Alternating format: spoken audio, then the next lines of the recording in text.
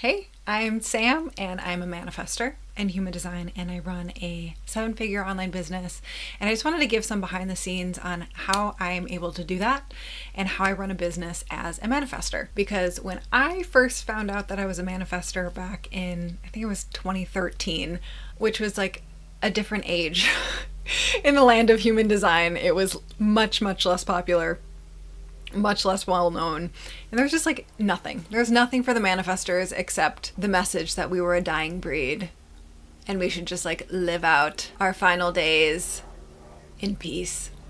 But a lot has changed since then in the human design field and the internet space, and I actually recorded my first video on this subject 3 years ago. It's my top performing YouTube video. I'm not super active on YouTube, so this is actually not saying that much. But I felt this jolt of inspiration last week that I needed to do an update. So I had a very successful online business back when I recorded that video in 2022. Now it's 2025. My business is much bigger since then. A lot has changed. I have absolutely leaned further and further into my design. So I wanted to share for my fellow manifestors in the room, my fellow non-sacral beings in the room, because I do find, yes, manifestors, we have our special flavor, but there are definitely things that all of us non-sacral types, other projectors, reflectors, there's relevant stuff in here for you too. Let me first just say, I am not a human design expert. I find it interesting, especially when anyone tells you you're a secret rare type. I'm just sharing my journey. I'm sharing my personal experiences as a manifestor. And I know for myself, observing other manifestors in the wild has been much more useful. And I've gained way more insights watching and observing manifestors living their design than I have listening to human design experts telling manifestors what they should be doing when they're not manifestors themselves. So my intention is for this to be very useful for you, to share anything and everything. But let's start with my business journey. So I've actually been self-employed for 13 years. I've never had a boss. I got into freelance marketing back in 2011 and just was paid hourly for marketing support for many years. Like straight up starting at $9 an hour because I lived in Michigan at the time. Eventually raised my rate a ton before, and then moving into next transition, which was marketing agency owner.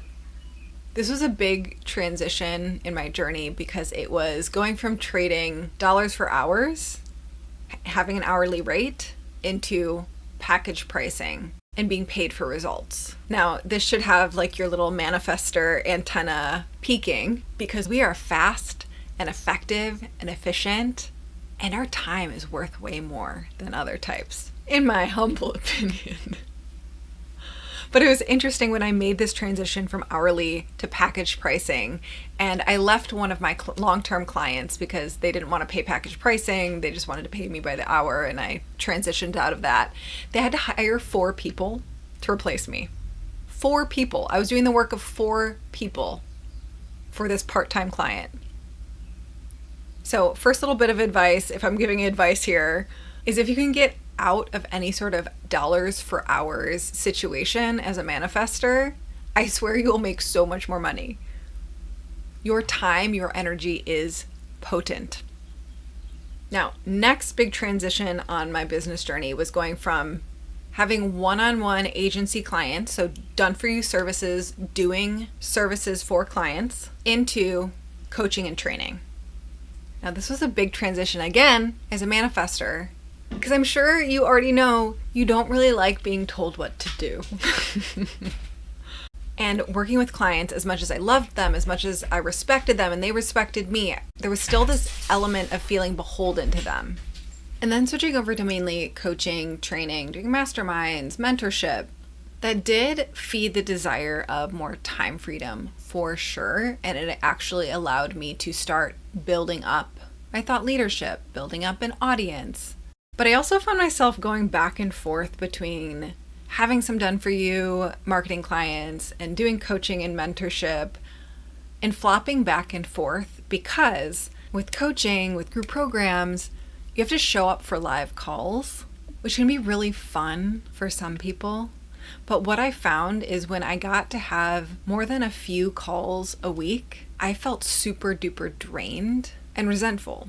Where with done for you services clients, you can get paid large sums of money and you get to do stuff in your own time. There aren't more calls on your calendar, setting your own schedule. So I found myself pendulum swinging between the two, and sometimes it was a mix of both, sometimes more marketing clients, sometimes more coaching clients, which has led me into this current iteration of my business, which is mainly selling larger programs, self-study courses, books, more quote-unquote scalable offers, which looks like very, very spacious schedule, lots of time to create, which is like my dream of like having big open day with nothing on the calendar or big open week with nothing on the calendar. And I don't know if this is the case for all manifestors, but I definitely I love writing. I love creating. So switching things around so that most of the delivery side of my business is automated because people get trainings, they get resources through the programs that I've set up, through the funnels that I've set up, and I get to spend most of my time in creation mode, writing mode. Now, this took so many years to get to, not because it had to take this long to get here, but it was a lot of permission slips along the way for myself, permission slips to myself that I got to do what I wanted. I get to structure my business the way that I want, and it gets to be successful however I structure it. And honestly, I became a different person throughout the way. When I was doing freelance marketing, I held so strong and fast on the idea that I will never be a front-facing person. I just want to be behind the scenes. I don't want my face out there. I don't want my face online. And eventually that changed. A part of that was just growing up. I mean, I got started in my early 20s. So part of it was gaining experience, gaining expertise, starting to have opinions about things based on that expertise. And then in the middle ground, I held on for so long onto things that caused me a lot of stress because I believed it was the only way to easily make money. I had such an easy time selling done-for-you marketing. I was excellent at it, great testimonials, great word of mouth, just so easy to sell. But because I cared so much about my clients' results and took on the responsibility almost of becoming their CEO, it was so much stress. So it's taken a long time to get to this point. So if there's any lessons from this journey for you, it's opening up to the idea that the business that you truly want, if you want to run a business, you could just be watching this as a manifestor in a career. But if you do want to run a business, if you want the time freedom and the financial freedom that comes with running a successful business, open up to the possibility that however you structure your business can be successful. So you might as well structure it the way that suits you and suits your desires and suits your lifestyle. Sure, it might take a few months or a few years to get to the point of success, but then you've at least built something that you're excited to carry on and that can serve you for the long run. And so on this note, I know that it is so common for manifestors to be people pleasers. We are conditioned to be people pleasers. I mean, women in general conditioned to be people pleasers. And of course, there can be a lot of internal work that you can do to move past that, move beyond that. But I've also found it being really useful to change the external circumstances, those external structures, so that you're not triggered into people pleasing. And you can kind of see that with my business journey. By pulling my energy back from being responsible to do things for people, there wasn't really any opportunity to people please. Instead, moving into a structure of business where the most important thing for me to do is put out innovative new ideas, because that leads to audience growth, visibility growth. And what this has also allowed is actually being able to follow creative urges, those manifestor urges. It is really hard to be truly a manifestor and follow your design when you're burnt out and overworked. You already know this. When you have a set schedule, when you have set client work, when you have a full calendar, it doesn't have that spaciousness to straight up follow your creative urges, straight up follow your desires, follow your intuition. There's just no space for that urge to channel through. Or if it does come through, you don't have time or energy or space to actually follow through on it, right? So a lot of what I like about this current structure right now is the spaciousness of my schedule allows for so much flexibility and allows me to live my design. But what I have seen is that every year gets better, in the sense that every year I give myself more and more permission to design my business in a way and structure my business in a way that works for me. Every year I get more in tune with what that actually means for me. Again, if I look back to marketing freelancer Sam in her early 20s, I had no fucking clue what I wanted. I didn't know what I was good at. I didn't know how I worked with people. I didn't know how I liked to work with people. I didn't know who I liked to work with. I didn't know anything. And it was through actually just going and doing things and experiencing that I was able to actually slowly, year after year, get closer and closer and more in tune with what I actually wanted. Paired with me actually giving myself permission, which has been embarrassingly hard. Okay, so moving on from that into more specific what's and hows. I am a 5/1 emotional manifestor. I have only 2 defined centers, only 1 channel. Everything else is open. And I've learned so deeply that my environment matters. I think it matters more than other people. Maybe you're also someone with a lot of open centers, which is common with manifestors, but having a beautiful home has been huge for me. And that's a choice. I'm pretty chaotic. I get into these creative cycles, these creative portals, what I call them. They're probably just manifestor urges, where I get just tunnel vision on the thing that I'm working on, this project, and everything else around me is just, I don't see it. So things can get cluttered as fuck. Not cute RD clutter, like just absolute ugly mess. So actually redecorating my home in a way that I find really beautiful, and that has taken a lot of time for me, has been a huge game changer. And we bought land on Maui in 2022. My husband grew up here. His family's from here. We didn't build a home on the land that we bought until last year, until 2024. So we had this like weird housing situations for years. And so now that we're in our actual house, and like, so this is my office in the home that we built, the home that my business cash flowed to build, by the way. Another benefit of building a business, right? I've been so much more intentional around how I'm actually designing. And I think of it as someone who has a tendency to be a total cluttered mess. I see it as, if I could take a picture of any room at any time, would I be embarrassed to show it or not? Or does it make me like actually think, oh, that's beautiful? This has been really hard for me to see and maintain. I don't think I have a natural inclination for cleanliness, but it has had an impact on my open centers, I'm convinced. Another piece of this is we live on 7 acres. There aren't other houses around us. We're a drive away from a town on an island in the middle of the ocean. Having that spaciousness away from other humans has felt very necessary for me. I mean, and I had this recognition of this even when I was a kid. I used to joke about the correct tree to human ratio. It's why I fell in love with the Upper Peninsula in Michigan. It's just like trees and trees and trees and very few humans. Nature has been such a huge part of me actually deconditioning and keeping my open centers open. So I've planned for that. I've designed my life around that. And beyond that, exercise and breath work, so huge in keeping my open centers open, and not having kids. That's not like a manifestor plan. I've never actually wanted to have kids. I don't enjoy being around kids. There has never been any sort of desire there. But I know that it actually serves my human design. Not having beings that are dependent on me, that will change my schedule. Luckily, I have a husband that feels the same way. So, business journey, keeping open centers open, and now systems that work for me. That's been really, really important. Creating systems that work for me. Not like work for me in the sense that like, oh yeah, they work for me, but like they're doing work for me. This looks like other channels for wealth to come in, investing so that quote unquote, my money can work for me, independent of time. This looks like having systems in my business, funnels in my business, running ads. So it's not dependent on me to show up. I still post a lot on social media. I still am an Instagram fan. It's one of my creative channels.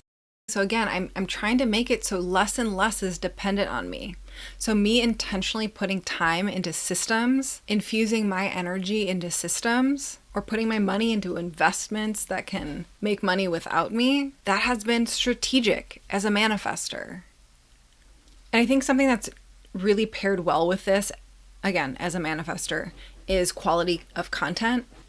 If you're a business owner, online business owner specifically, you will be creating content. You will be creating ways for people to interact with you and your work through the written word or the spoken word, whether it's podcast, video, social media, blog, emails. Having high quality content, high quality writing to show your innovation as a manifestor, that can actually be embedded into your business. That works for you. That's you taking your brilliant brain, putting it into your business so that people can interact with it. More and more people can find it. And because you are a manifestor and you have that big potent energy, it lasts. This is also why it's important to leverage your high energy times. Now, I feel like it's common advice for people to be like, oh, don't you can always do it later. Just put it off until you have more time. But maybe it's my ADHD, but I think it's more of a manifestor thing where when I get the urge to do something and I don't do it, I could literally miss the urge. I can skip the wave. I won't actually be able to do it later. It's happened to me a few times. So I've really, really come back into when I get the urge to do something, I have to do it then. Because if the urge passes, it might not ever come back. I feel like this is a little doomsday, but that's just been my experience. I have to do this now because I won't actually have energy to do it later. I might have an urge to do something else. Okay, and hiring. So I mentioned this in the last video that I did a few years ago, but hiring is such a tool that manifestors can use, especially if you're meant to be the initiator. Having people to tell what to do is so powerful. Someone to respond to emails has been a non-negotiable for me, or else I will literally not look at emails. Hiring really self-sufficient people has been incredibly important to me. People who are really good at what they do and where they can just take a project and run with it. I don't need to manage them. There's nothing worse for me than having to micromanage someone. I just want to work with really self-sufficient, high quality people. Not that anyone's low quality, but people who are self-sufficient and know what they're doing, and I can just hand stuff off and I never have to think about it again. That might mean you're going to pay more for them. Pay more for their time. It's worth it. And a fun little behind the scenes thing is someone who's on my team now, has been for the last year, is my mom. My mom is, or has been, a graphic designer for decades. And before that, after a fallout with someone who was doing more admin work with me, she swooped in. She appreciated the extra work. She has been a freelancer for many, many years. And it's been really, really amazing because, this might be a me thing, but it's been really nice to have someone where I know that I can text them at any time, and I know that I can give them certain feedback, and I don't need to handhold them or walk on eggshells with them. I would find myself people pleasing the people I'm paying to do work for me. And it's just been different with someone from my family on board. I don't think this is necessary. It's just an interesting observation on my end. Thought you might want to know. So closing with a couple quickies. One, I think it's really valuable to follow manifestors who are in business for themselves. Two people I really like to follow because I know they're manifestors and they have large, successful businesses is Gala Darling. She's big on YouTube. She's big on Instagram. And then Denise Duffield Thomas, who's a best-selling author. You can find her everywhere. Both of them are manifestors. Both of them have very successful businesses. So I just watch.